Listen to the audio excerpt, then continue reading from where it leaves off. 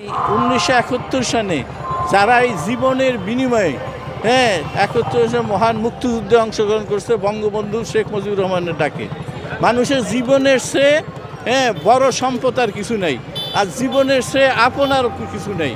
যেই মুক্তিযোদ্ধারা জীবনের সাথে জীবনকে বাজি রেখে মৃত্যুকে চিন্তা না করে এই দেশের স্বাধীনতা যুদ্ধে অংশগ্রহণ করছে, নিঃসন্দেহে তারা জাতীয় বীর। আর একটা ইসলামিকভাবে আমি একটা কথা বলি, সেটা হইল যে অন্যায়ের বিরুদ্ধে যে লড়াই করা ওইটাই জিহাদ। 1971 সনে যেটা হইতেছিল আপনারা তখন হন নাই, যারা 30 ঊর্ধ্বে 50 ঊর্ধ্বে তারা দেখেছে যে এই অত্যাচার বাংলা জমিনে হইতেছিল, তখন বঙ্গবন্ধুর ডাকে আমরা মুক্তিযোদ্ধারা অস্ত্র হাতে নিছি এবং আমরা নির্ভয়ে পশ্চিমার বিরুদ্ধে এই অত্যাচারের বিরুদ্ধে আমরা লড়ছি।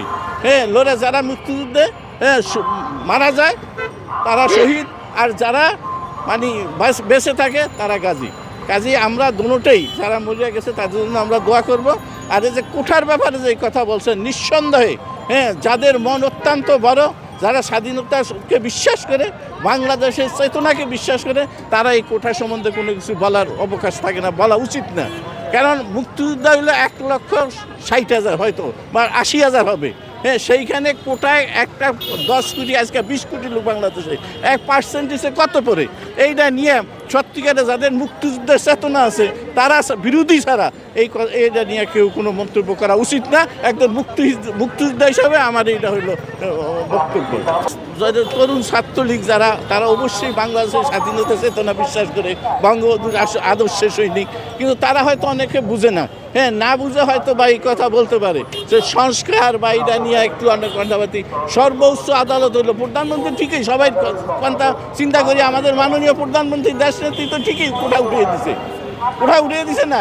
এরপরে সর্বোচ্চ আদালত যেটা বাংলাদেশ সুপ্রিম কোর্ট, যখন আইনের প্রতি সবাই শ্রদ্ধাশীল হওয়া উচিত, যখন সর্বোচ্চ বাংলাদেশের সুপ্রিম কোর্ট এটাকে কী করছে, রায় দিছে কোঠার পক্ষে, কাজে এটা সবাই মানিয়ে নেওয়া উচিত। আমি একজন মুক্তিযোদ্ধা হিসেবে এটা বিশ্বাস করি। সেইটা প্রধানমন্ত্রী বাতিল করেছিল, সেইটা হয়তো তার অন্য কোনো চিন্তাধারা ছিল মাননীয় প্রধানমন্ত্রী, সেই জন্য হয়তো সে হয়তো এই সময় বাতিল করছে, চিন্তা, এবং সে আসলে তখন বুঝতো যে ঠিকই এইটা আসলে আমার পক্ষে হয় নাই, ঠিক করে না, হয়তো এইটা নিয়ে ভবিষ্যতে কোনো কিছু হবে বা এইটার পক্ষে হয়তো অবশ্যই রায় হইতে পারে বা কিছু হইতে পারে।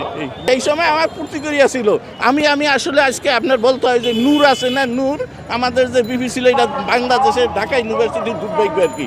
ও প্রথম, ও সত্যিকারে তো আমাদের বরিশালের ছেলে, ও আসলে এটা নিয়ে অন্য কোনো ইস্যু না নিয়ে ও ইস্যু করলে এটার ভিতরে যাতে এই দেশের অন্য স্বাধীনতার বিরোধী যে সমস্ত আছে তাদের সাপোর্টটা পাইবে। এই জন্য আমি তখনও বিরোধিতা করছি, চরম বিরোধিতা করছি, এটা হয় না। আমি তো বললাম মুক্তিযুদ্ধ বিশাল অর্জন, যা জীবনের বিনিময়ে আমরা যুদ্ধ করছি, প্রায় 30 কোটি, এটা কোনো ব্যাপার চাকরির ব্যাপারে। আজকে অন্য জামাত আজকে দেখেন চাকরির ভিতরে অনেক কিছু ঢুকে গেছে, অনেক স্বাধীনতা বিরোধী ঢুকে গেছে, যার কারণে আজকে বাংলাদেশ চালাইতে অনেক সমস্যা হইতেছে। কাজেই আমি বলবো কোঠার ব্যাপারে যেটা সর্বোচ্চ আদালত সুপ্রিম কোর্ট যেটা রায় দিছে, ওইটাই বাস্তবায়ন করা উচিত।